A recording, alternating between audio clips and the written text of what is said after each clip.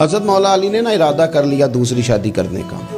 पैगाम निकाह आया उन्हें, तो सब के लिए जायज़ था, हर एक ने शादियां की थी। हुजूर ने भी निकाह कसरत से किए, हज़रत अली को भी पैगाम निकाह आया। सैयदा पाक के दिल में कुछ ख्याल आया,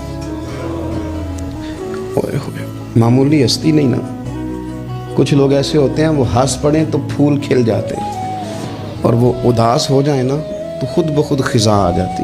हज़रत फ़ातिमा उदास हुई, परेशान हुई, हुजूर को पैगाम गया। नबी पाक मिंबर पे बैठे, फरमाया सुनो लोगो, फ़ातिमा मेरे जिगर का टुकड़ा है, कुर्बान जाएं। ये भी अंदाज होता है। फरमाया ये मेरे जिगर का टुकड़ा है, जिसने इसे नाराज़ किया उसने मुझे नाराज़ किया, जिसने इसे राज़ी किया उसने मुझे राज़ी किया। पाक रसूल की पाक बेटी।